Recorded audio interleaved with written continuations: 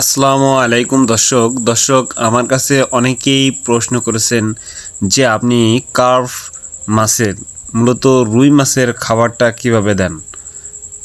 দেখেন আমার 130% জলকর এরিয়া। আমার এই 130% জলকর এরিয়ার মধ্যে আমি একটা মাত্র ট্রে স্থাপন করছি। এই ট্রেটা আমি টিএম অ্যাগ্রো অ্যান্ড ফিশারিজ থেকে নিয়ে আসছি। নিজেও বানানো যায়, আপনারা নিজেরা যদি চান তাহলে টিন দিয়ে নিজেরাও বানাইতে পারবেন। আমি একটু ঝামেলা মনে হয়েছে বিদায় এটাকে অর্ডার করে নিয়ে আসছিলাম টিএম অ্যাগ্রো অ্যান্ড ফিশারিজ থেকে। তো আজকে আমি দেখাবো আসলে যে কার্প মাছের খাবারটা আসলে ট্রেতে কীভাবে দেওয়া হয়, বা আমি মূলত কার্প মাছের খাবারটা কিভাবে দিই। আমার এই পুকুরে রুই, কাতলা, তারপরে গুলশা ট্যাংরা আছে এবং তেলাপিয়া আছে। সো তেলাপিয়াটা এখন নাই। দেখেন এটা খাবার, কোয়ালিটি ফিডের খাবার। এটাকে এই ট্রের মধ্যে আসলে ঢেলে দিব। ট্রের মধ্যে অলরেডি ঢেলে দেওয়া হয়েছে। এখন ট্রেটির দুই প্রান্তে ধরেও আপনারা নিচে করে দিতে পারেন, বা একটা প্রান্ত ডাবিয়ে দিতে পারেন।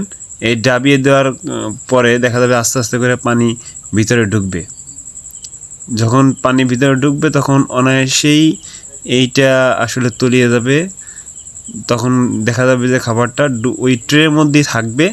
মাছ খাওয়া শেষ হয়ে গেলে অটোমেটিকলি মাছ আবার চলে যাবে, বা আপনি যদি যত নির্দিষ্ট সময় পর যদি আপনি চান যে বিকালে উঠাবো, বিকালে আপনি উঠাইতে পারেন, উঠাই দেখতে পারেন যে মাছটি খাবার খাইছে কিনা।